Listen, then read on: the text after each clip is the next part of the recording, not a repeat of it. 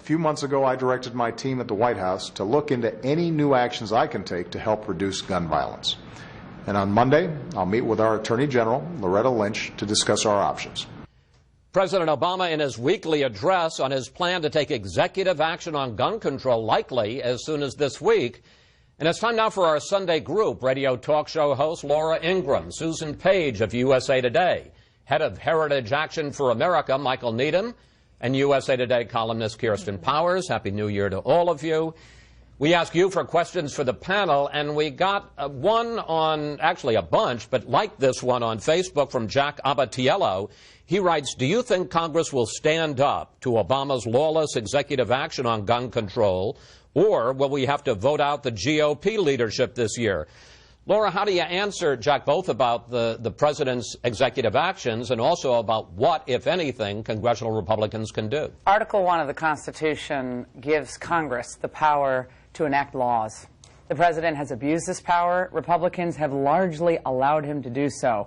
On this issue, given where the Republican Party, the Republican voters are, if the Republicans do not stand up to this in a meaningful and smart way with facts, debunking all the lies, the gun show loopholes, Jeb Bush was right about that, if they do not do that, I think you will not be able to underestimate the wrath of the American voter next November in a lot of the key Senate races, which I know we've talked about before on the show.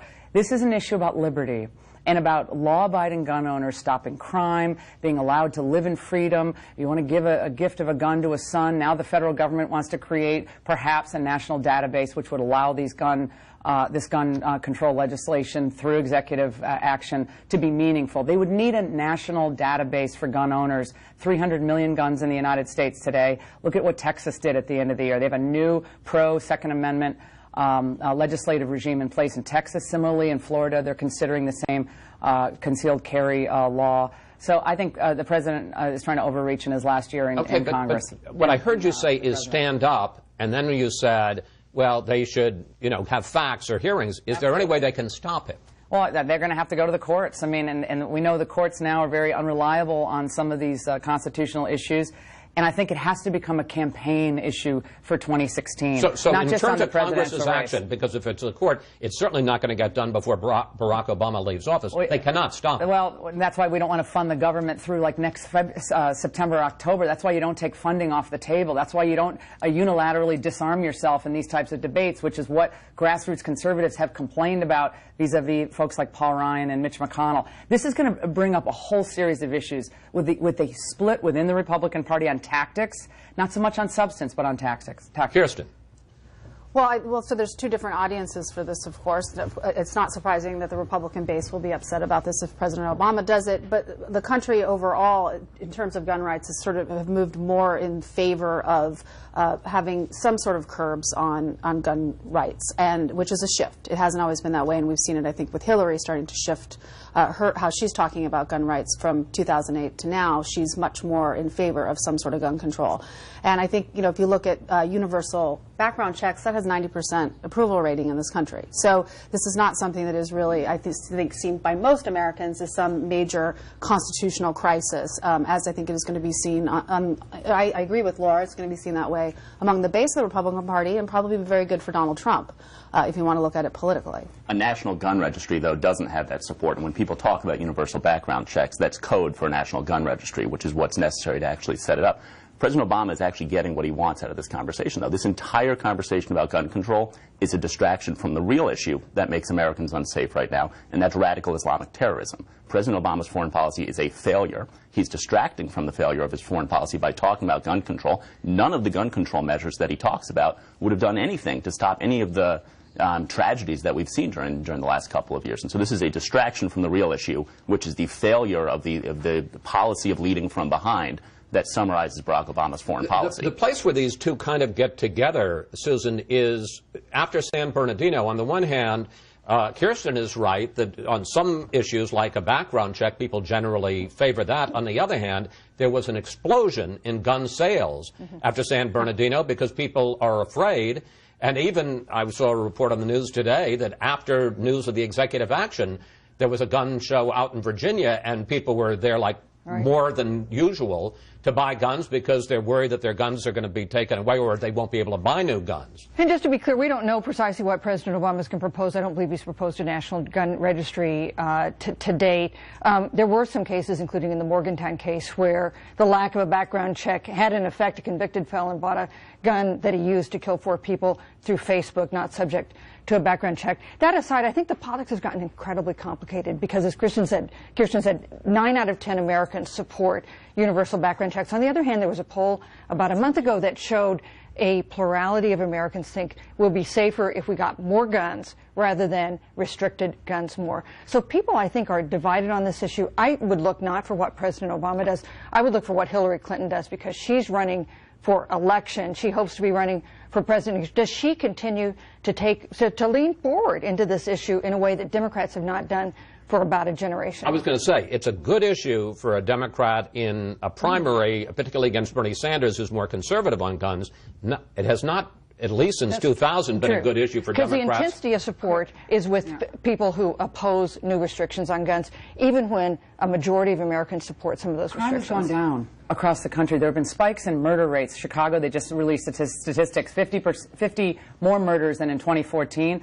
Most strict anti-gun jurisdiction in Chicago. The 90% statistic of all supporting background checks, that's been debunked. Lots of the myths about gun ownership are perpetrated by people who never much liked the Second Amendment in the first place and who have a vested interest in amassing more power in Washington, D.C. This is about power. It's not about liberty. It's not about keeping people safe. Columbine is the only thing they can point to that would have been changed with gun control, and that was a transfer of a weapon that was illegally modified under the '94 assault weapons ban. Newtown wouldn't have been stopped. Gabby Giffords wouldn't have been stopped. Aurora wouldn't have been stopped. Navy Yard wouldn't have been stopped. So you're going to hear a lot of powerful rhetoric from the president. But when you dig down into the facts and the peer-reviewed study, it's on the side of the gun owners and the Second Amendment. All right. Meanwhile, the two frontrunners in the 2016 race, Hillary Clinton and Donald Trump, have continued their battle over the women's issue. And Donald Trump this week upped the ante considerably. Take a look.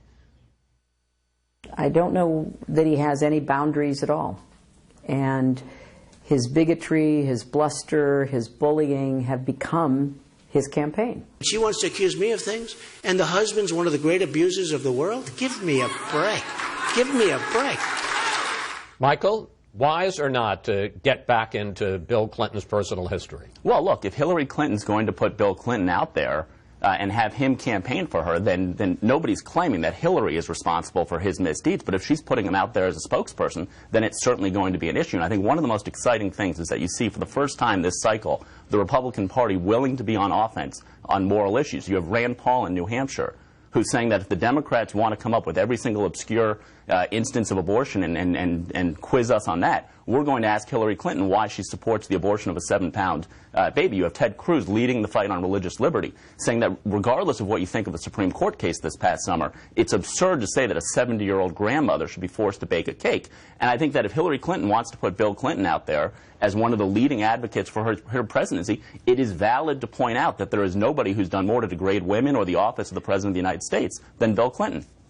How do you think that works, Susan? I mean, there are even some liberal columnists this week who said he's fair game, and they also questioned Hillary Clinton and the fact that in a lot of these cases she may have enabled Bill Clinton because she ended up attacking the women who made allegations about Bill Clinton. So Ruth Marcus, our friend Ruth Marcus, made this point. I think it's fine. I think it's fair game to talk about Bill Clinton. Is it smart politics? I think probably not. Didn't we see this movie before in 1998 when Bill Clinton himself was the figure at the center, not his spouse, got impeached, contributed to historic Democratic gains in the 1998 midterms. So I think Donald Trump should feel free to attack him, but I question whether this is going to rebound to his benefit in a general election where independent-minded women, including moderate Republican women, may be in play and a key to the election. Juanita Broderick, Paula Jones, these are real people. Their lives were forever changed. Monica Lewinsky. Juanita Broderick actually claims that Bill Clinton sexually assaulted her. I interviewed her in years past. Contemporaneous corroboration to what she went through. These are real people. Now, we have a lot of feminists out there watching, I think, a few at least, and they care about women. I'm not saying this is going to be the focus of the campaign or necessarily that it should be, but the idea that somehow Bill Clinton is such this vaunted figure that he should be taken off the realm of possible subject matters and discussion. He's going to be the co-president. He's going to be the most trusted advisor of Hillary Clinton, a matter of speaking, a former president of the United States. It's not going to be the focus of the campaign, but the idea that, oh, you can't talk about this. My question is, why aren't other Republican candidates making the speeches of the Clintons, the amassing of the wealth through the Clinton Foundation, possible use of influence from other countries trying to donate to the Clinton Foundation? These are real topics. The other issue is going to be brought up, but it shouldn't be some like, oh, black box you can't go into. All right. Finally, I cannot let this pass. Let's put this up. Carly Fiorina tweeted this on New Year's Day. Love my alma mater, but rooting for a Hawkeyes win today. Now, here's the backstory. Fiorina went to Stanford University. Good school. It just so happened that very same day, Stanford was playing the Iowa Hawkeyes in the Rose Bowl. 2 footnotes. Stanford crushed Iowa 45-16, and on Twitter, I'm told by people who understand these things, there were 2 items trending later that day. One was pandering, and the other was #CarlyCurse. As a proud graduate of Stanford, Michael, your thoughts? Well, it was pandering, and I think it reminds people that a lot of Republican establishment politicians love throwing their base under the bus to try to appeal to a new constituency, and that's what she did. I think people want politicians who are willing to speak truth. The truth is that Stanford proved they should have been in the BCS playoffs. The truth is that Christian McCaffrey should have won the Heisman Trophy. Oh, I got an Alabama pin on. Look at my Alabama pin. Carly should have been tweeting, "Go Tree." Go tree. I mean, I have to say, I find it odd that the big insignia is a, what kind of a tree is it? It's a California redwood. It used to be the Indians before political correctness. But remember, in 2008, Rudy Giuliani came out and said he was supporting the Boston Red Sox in the World Series. Hillary, White the Sox, biggest Yankee fan in the world. So. All right.